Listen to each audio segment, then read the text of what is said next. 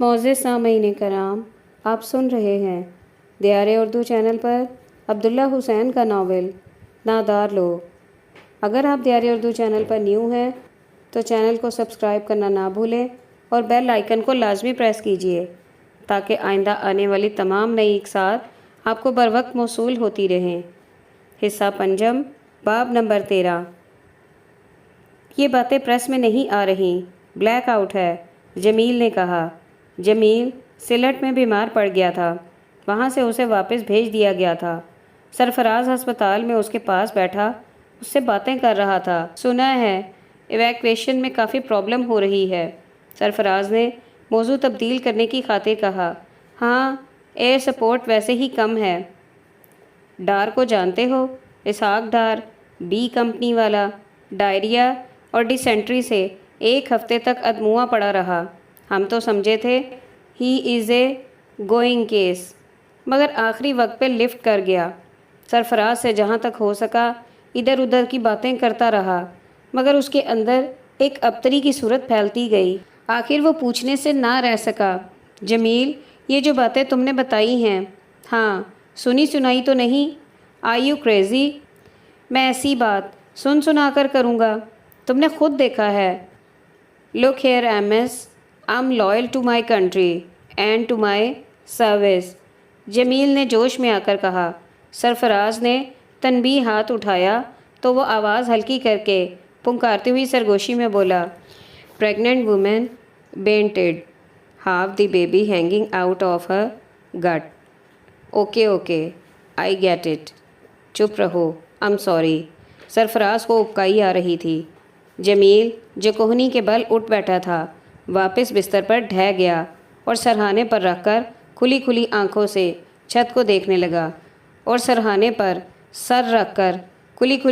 چھت کو دیکھنے لگا۔ سرفراز اٹھ کر غسل خانے چل دیا۔ وہاں پر وہ 5-7 منٹ تک ٹھہرا، جی کی متلی کو روکتا رہا، پھر واپس آ کر جمیل کے بستر پر بیٹھ گیا۔ What are you going to do? اس نے پوچھا۔ جمیل کے اندر بولنے کی طاقت نہ رہی تھی۔ وہ اسی طرح لیٹا کھلی کھلی آنکھوں سے ایک تار سرفراز کو دیکھتا رہا، جیسے کہہ رہا ہو، مجھ سے کیا پوچھتے ہو، یا تمہیں پتہ ہے میرے ساتھ کیا ہونے والا ہے؟ جمیل کا جسم آدھا رہ چکا تھا، اس کا چہرہ بے رنگ تھا اور نتنوں کے گرد کی جلد میں نلاہٹ آ گئی تھی۔ اس کے پیٹ کی خرابی قابو میں نہ آ رہی تھی، خون ضائع ہوتا جا رہا تھا، اسے مستقل خون دیا جا رہا تھا۔ سرفراز نے آنکھیں چرا لیں۔ اس کارروائی کے عقب میں جو مقصد کار فرما تھا اس کے ساتھ سرفراز کا کوئی تنازع نہ تھا، مگر اس سے کیا فرق پڑتا تھا؟ اعجاز اپنے کام سے فارغ ہو کر رات کو گھر پہنچا تو جہانگیر کا منشی بیٹھا تھا۔ میں شہر میں بھی آپ کو ڈھونڈتا آیا ہوں، منشی نے کہا۔ آج میں دفتر میں نہیں بیٹھا، اعجاز نے جواب دیا، ادھر ادھر کام کرتا پھرا ہوں۔ کیوں، کیا معاملہ ہے؟ ملک صاحب نے یاد کیا ہے، خیر تو ہے؟ جی اللہ جانے، منشی نے بات ٹالتے ہوئے کہا، آپ چل کر پتہ کر لیں۔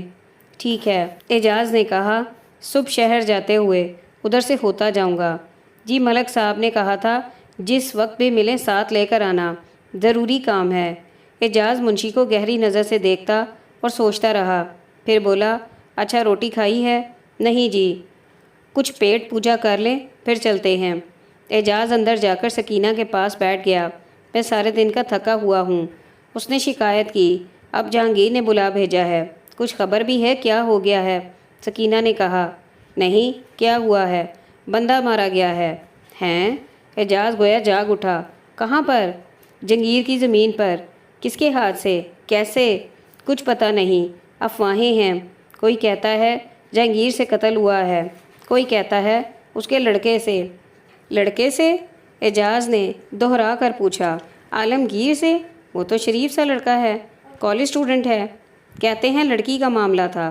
اعجاز کے چہرے پہ تشویش کے آثار پیدا ہوئے۔ اچھا، منشی کو روٹی تو بھیجو، اس نے کہا، اور مجھے بھی دو، میں ذرا نہا لوں۔ رات آدھی کے قریب گزر چکی تھی، مگر ملک جہانگیر اپنے ڈیرے پہ بیٹھا تھا۔ اعجاز اسے ایک نظر دیکھ کر چونک پڑا۔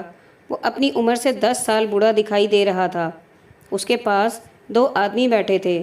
ڈیرے کے احاطے میں 8-10 لوگ چارپائیوں پہ بیٹھے خاموشی سے حقہ گڑگڑا رہے تھے۔ جہانگیر نے بیٹھے بیٹھے مسکرائے بغیر ہاتھ آگے بڑھا دیا۔ کیا معاملہ ہے بھائی؟ اعجاز نے فکر مندی سے جہانگیر کے قریب بیٹھتے ہوئے پوچھا۔ معاملہ کیا ہوگا اعجاز؟ ایک حادثہ ہو گیا ہے، بات کا بتنگڑ بن گیا ہے۔ کچھ تفصیل تو بتاؤ۔ ایک آدمی کمرے میں داخل ہوا۔ کیوں کاموں؟ جہانگیر نے بے تابی سے پوچھا۔ کوئی اطلاع آئی؟ بندہ آ گیا ہے ملک جی، نورا ابھی پہنچ جائے گا۔ سور کے تخم 1000 دفعہ کہہ کے بھیجا تھا کہ اسے ساتھ لے کر آؤ۔ ملک جی فوتگی کا معاملہ ہے، نورے نے کہا۔ جیسے ہی مردے کو قبر میں اتارتے ہیں وہ چل پڑے گا۔ جہانگیر نے مایوسی کے عالم میں ماتھے پر ہاتھ مارا۔ اوئے تم لوگ میری نیوں میں بیٹھ جاؤ گے، چل دور ہو جا۔ نورا ابھی نہ پہنچا تو یاد رکھ تیری خیر نہیں۔ گاموں پچھلے پاؤں کمرے سے نکل گیا۔ جہانگیر اعجاز کی جانب متوجہ ہوا۔ قصہ کیا ہوا تھا بھائی جہانگیر؟ اعجاز نے پوچھا۔ یار قصہ کیا ہوگا، یہ شخص ہمیشہ سے تنگ کر رہا تھا۔ کبھی حصے پر جھگڑا کر دیتا ہے، کبھی رقم ادھار لے کر واپس نہ کرتا، کبھی ونگار سے انکار کر دیتا۔ اس کا باپ ساری عمر ہمارے پاس رہا، کبھی اونچی بات نہیں کی۔ یہ لڑکا شروع سے ہی سر نکالتا ہوا تھا۔ باپ دادا کے وقت کے آدمی کو اٹھانے کو بھی جی نہیں کرتا، ورنہ میں نے کبھی کا اٹھا دیا ہوتا۔ کیا پتا تھا یہ مصیبت آئے گی؟ وقوع کیسے ہوا؟ اعجاز نے پوچھا۔ جہانگیر ساتھ بیٹھے 2 نوجوانوں پر نظر پھینک کر اعجاز سے بولا۔ اپنے گھر کے بندے ہیں، یہ اکاڑے والے چاچے کا داماد ہے، فوڈ کے محکمے میں افسر ہے ماشاءاللہ، اور یہ اس کا چھوٹا بھائی ہے۔ ان سے کوئی بات چھپی ہوئی نہیں۔ وقوع کا قصہ یہ ہے اعجاز کہ عالمگیر کو تم جانتے ہو، تمہارے ہاتھوں میں پلا ہے۔ میں نے اس کی پرورش بڑے دھیان سے کی ہے۔ کالج میں پڑھتا ہے، ہاسٹل میں رہتا ہے۔ کہتا تھا کہ موٹر سائیکل لے دو، میں نے کہا نہ بھائی، پہلے فرسٹ ڈویژن میں BA کر، پھر لے کر دوں گا۔ میرے دل میں خیال تھا کہ کہیں اس کے دماغ میں فطور نہ آ جائے۔ شریف النفس بچہ ہے، چھٹیوں پر آیا ہے، بیٹھے بیٹھے اکتا جاتا ہے تو زیادہ سے زیادہ میری ایک بندوق اٹھا کر کھگیاں مارنے چلا جاتا ہے۔ آج شاید مشتاق کھگڑے کے گھروں کی طرف نکل گیا۔ اس کے بعد مجھے کچھ پتہ نہیں کیا ہوا۔ دیکھنے والوں کا کہنا ہے لڑکے نے پرندے پر فیر کیا تو مشتاقہ کگڑ نکل کر گالیاں دینے لگا کہ تو نے میرے گھر پر فیر کیوں کیا ہے؟ لڑکے کی یہ خصلت نہیں کہ کسی کو جان بوجھ کر نقصان پہنچائے۔ آخر میرا بچہ ہے، کیا میں اس کی خصلت نہیں جانتا؟ مجھے علم ہے کہ اس نے ڈرانے کے لیے بندوق سیدھی کی ہوگی۔ بدبخت گکھڑ کی آئی ہوئی تھی، اسے لگ گئی۔ اعجاز 2-1 منٹ خاموش بیٹھا سوچتا رہا، پھر بولا، پکی بات ہے کہ اور کوئی قصہ بیچ میں نہیں تھا؟ اور کیا قصہ ہوگا اعجاز؟ میری بات پر تجھے اعتبار نہیں؟ ایسے تو تم جانتے ہو۔ جہانگیر نے اپنائیت سے اعجاز کی کلائی پر ہاتھ رکھ کر کہا، دوست دشمن سب ساتھ ساتھ ہی ہوتے ہیں۔ ایسا واقعہ ہو جائے تو لوگ طرح طرح کی باتیں بناتے ہیں، مگر یہ سب افواہیں ہیں، سمجھ گئے نا؟ سب افواہیں ہیں۔ عالمگیر اب کہاں ہے؟ اعجاز نے پوچھا۔ اس کو میں نے فرنٹیئر کی طرف نکال دیا ہے، معاملہ درست ہو جائے تو بلا لوں گا۔ اب کیا کر رہے ہو؟ ایک میرا وفادار ہے، نورا مسلی، جہانگیر نے کہا۔ اس کا اقرار اور گرفتاری پیش کر دیتے ہیں۔ پولیس کو اطلاع ہو گئی ہے، 2 سپاہی ادھر بیٹھے ہیں۔ DSP کی طرف سے پیغام آیا ہے کہ جو انتظام کرنا ہے کر لو، کل صبح وہ خود پہنچے گا۔ میرے لائق کیا کام ہے؟ کچھ دیر بعد اعجاز نے پوچھا۔ تو نے جو کرنا تھا کر لیا میرے بھائی، اس کمین کو جتا دیا، اب وہ MPA بنا پھرتا ہے۔ دیکھیں گے جس دن اسے کرسی ملے گی، مگر خیر کوئی بات نہیں، دونوں کا معاملہ تھا، اس کھیل میں ہار جیت برابر ہے، کوئی ہارتا ہے کوئی جیتتا ہے، اس بار نہیں تو اگلی بار صحیح، مگر یہ تو تیرے گھر کا معاملہ ہے۔ بالکل ہے بھائی جہانگیر، مگر میں سمجھا نہیں۔ وہ گجر کمین گکھڑوں کی طرف داری کر رہا ہے، گواہیاں تیار کروا رہا ہے، کہتا پھر رہا ہے جہانگیر کے گھر سے کوئی نہ کوئی پھانسی چڑھے گا۔ اچھا، اعجاز ایسا بولا جیسے حیرت میں بھی ہو اور سوچ میں بھی۔ جا کر اسے کہہ دے اعجاز کہ جہانگیر کے گھر سے کوئی پھانسی لگا تو گکھڑ کی موت پر نہیں، گجر کے قتل پر لگے گا۔ یہ میرا پیغام ہے۔ نہ ایسی کوئی بات نہیں، میں جا کر اس سے ملتا ہوں، اگر وہ باز نہ آیا تو پھر میں اس کے سامنے کھڑا ہوں گا۔ بھائی جہانگیر، یہ تمہارا نہیں میرا معاملہ ہے، اب یہ کام تمہارے ذمے ہے اعجاز۔ بالکل ہے، اعجاز نے کہا، 100% ہے۔ نور مسلی کا رنگ کوئلے کی مانند سیاہ، لمبی لمبی کالی مونچھیں اور قد 6 فٹ سے اوپر تھا۔ اس کی عمر 35 کے لگ بھگ تھی، مگر آنکھیں بڑی بڑی اور بچوں کی طرح صاف اور روشن تھیں۔ اس نے منہ سے کچھ بولے بغیر ہاتھ ماتھے سے چھو کر سرسری سا سلام کیا اور آ کر اطمینان سے جہانگیر کے سامنے فرش پر بیٹھ گیا، جیسے اس کے لیے دنیا کے معاملات طے ہو چکے ہوں اور اب اسے ان سے کوئی سروکار نہ ہو۔ نورے، جی سرکار، تو نے کچھ سنا؟ کان میں آواز تو پڑی۔ اقرار اور گرفتاری دینی ہے۔ جو حکم سرکار۔ کل سویرے DSP صاحب آئیں گے، ان کے سامنے بیان ہوں گے۔ تیار ہوں۔ نورے کے راضی برضا چہرے پہ کوئی تاثر نہ تھا۔ تجھے پھا نہیں لگنے دوں گا۔ عدالت میں دودھ کا دودھ پانی کا پانی ہو جائے گا۔ جب تو نے جرم ہی نہیں کیا تو اقرار سے کیا ہوتا ہے؟ مقدمہ بیٹھ جائے گا۔ پھا کا ڈر نہیں سرکار، یہ سر اوپر والے کی اور آپ کی امانت ہے۔ گیا تو گیا، بس 1-2 باتوں کا فکر ہے۔ بتا۔ میرے دروازے پر بھینس باندھ دو، میرے دروازے پر بھینس باندھ دو۔ بند گئی۔ لڑکی کا بیاہ پہلے بھی سرکار نے کرنا تھا، اب بھی سرکار نے کرنا ہے۔ درست۔ سال کے سال دانے گھر میں آ جائیں۔ ٹھیک۔ میرا بچہ اسکول جائے نہ جائے، اس کا روزگار آپ کے ذمے۔ منظور۔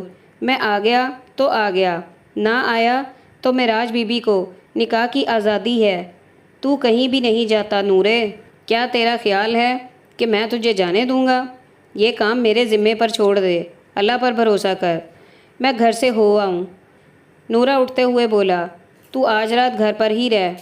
جہانگیر نے کہا، صبح سویرے آ جانا۔ ٹھیک ہے سرکار۔ نورے نے سر پہ پٹکا سیدھا کیا، چادر اٹھا کر کندھے پہ رکھی اور کوئی بات کیے بغیر پلٹ کر اسی بے اعتنائی سے چلتا ہوا کمرے سے نکل گیا۔ کچھ دیر کے بعد اعجاز بھی اٹھ کھڑا ہوا۔ صبح سویرے سراج کو جا کے پکڑ لوں گا۔ حوصلہ رکھ بھائی جہانگیر۔ اللہ حافظ، جہانگیر نے مدھم سی آواز میں کہا۔ اس کا چہرہ دیکھتے ہی دیکھتے سکڑتا جا رہا تھا۔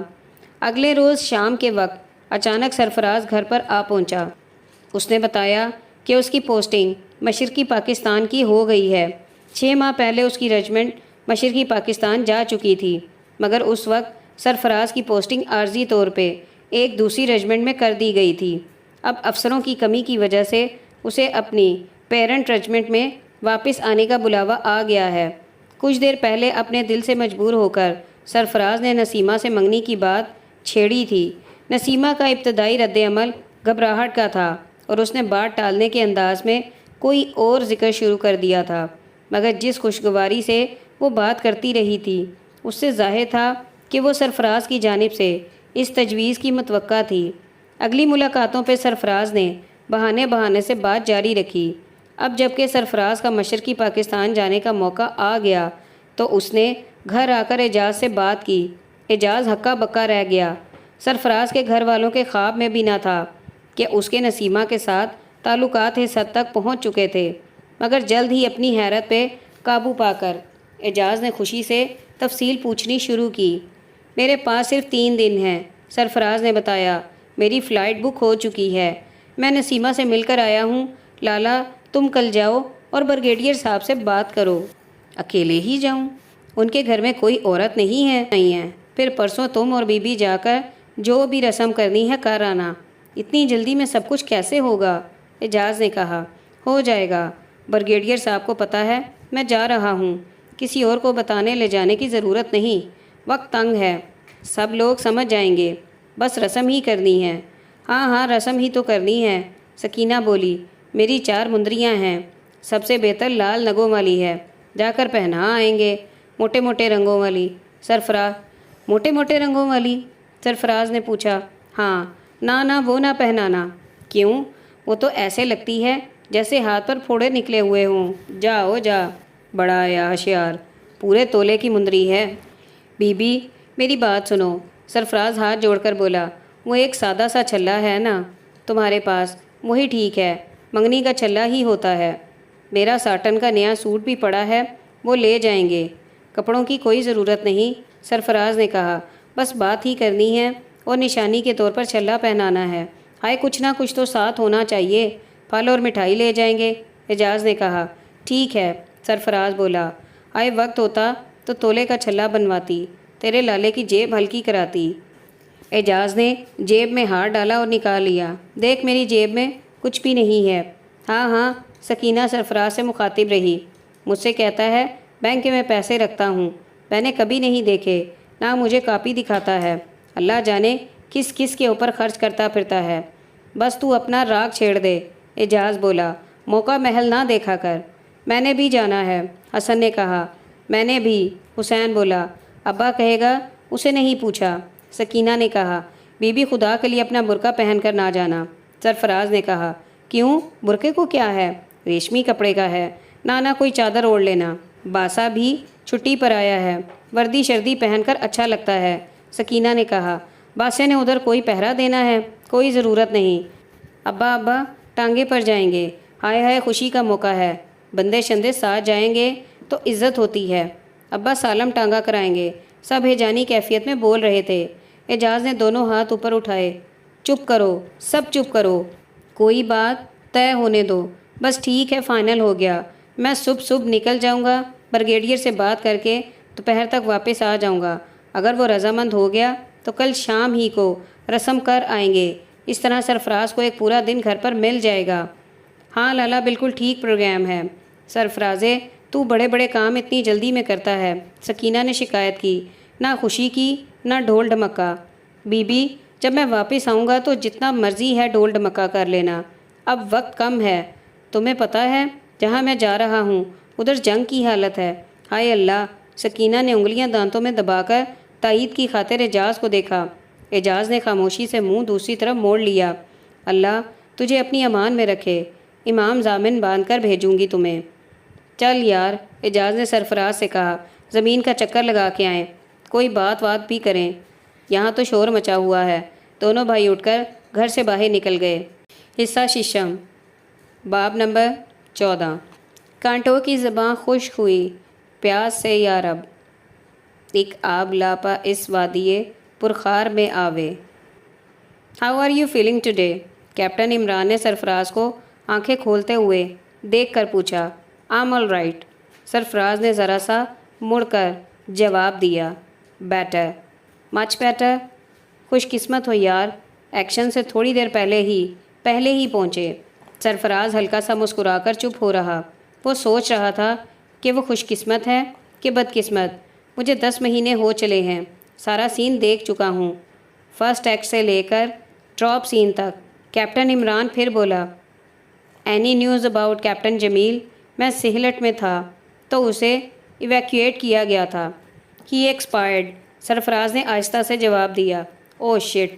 دونوں کچھ دیر خاموش لیٹے رہے۔ بلڈی شیم، کیپٹن عمران پھر بولا۔ First rate boy, absolutely first rate. Ward میں دونوں کے بستر ساتھ ساتھ تھے۔ کیپٹن عمران کی بائیں ٹانگ گھٹنے سے نیچے کاٹ دی گئی تھی اور اس کی ران کا ٹنڈ منڈ تنا، جس کے سرے پر سفید پٹیوں کا موٹا سا گولا بنا تھا، لوہے کے جنگلے پر رکھا ہوا اوپر کو اٹھا تھا۔ سرفراز کو بائیں کولے پہ زخم آیا تھا مگر خطرناک نہ تھا۔ شریپنل نے مار اندر تک نہ کی تھی اور جلد کافی سریعت سے ملتی جا رہی تھی۔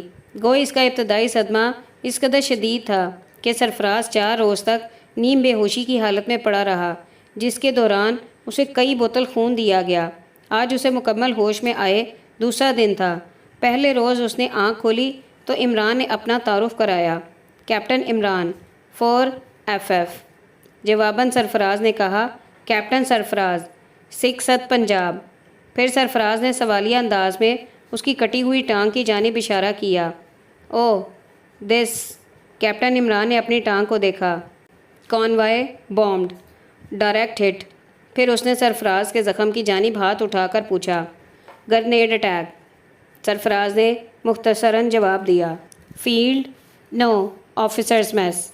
او yes, I heard about it, terror attack. Imran نے سنجیدگی سے سر ہلا کر کہا۔ Feeling better? سرفراز نے اس بات میں سر ہلا کر جواب دیا۔ And you sir?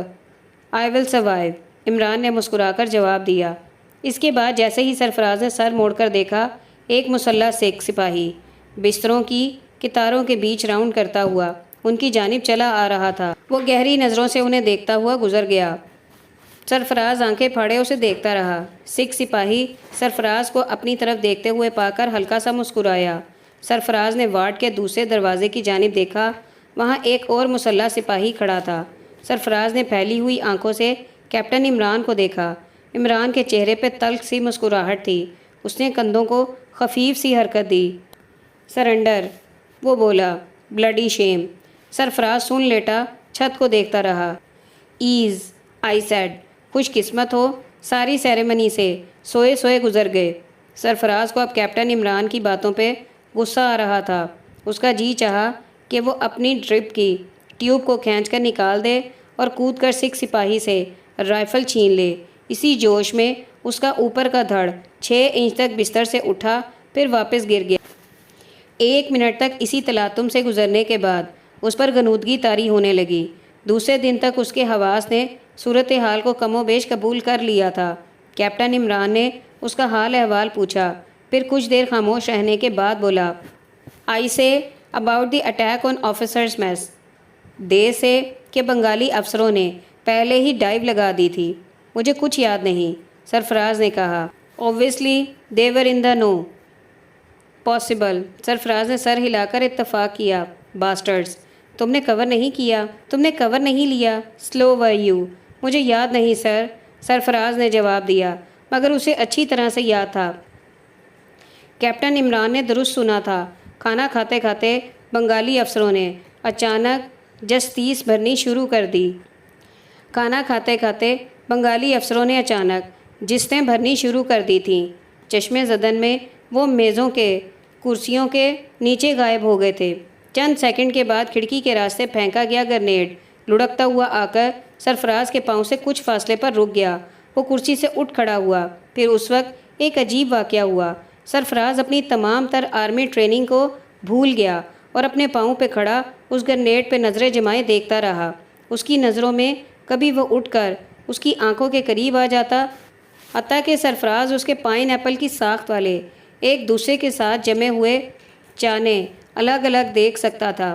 پھر دوسرے ہی لمحے وہ نظر سے دور ہوتا ہوا زمین کو اپنے ساتھ لیتا، ہٹتا ہٹتا ایک چھوٹے سے کالے دبے میں تبدیل ہو جاتا۔ جب وہ قریب آتا تو سرفراز کے دل میں خیال آتا کہ کیا یہ اب پھٹے گا؟ پھٹے گا تو پھر کیا ہوگا؟ اس خیال کے باوجود وہ اپنی جگہ سے ہلنے سے قاصر رہتا۔ اگلے لمحے جیسے ہی وہ سیاہ گیند پرے ہٹنے لگتا، اس کے پھٹنے کا خیال مٹ جاتا اور سرفراز عجیب طرح سے اپنے آپ کو محفوظ تصور کرنے لگتا۔ 1 سیکنڈ کے بعد دوسرا سیکنڈ گزر گیا۔ گیٹ ڈاؤن، کسی نے چیخ کر کہا۔ Get down you fool.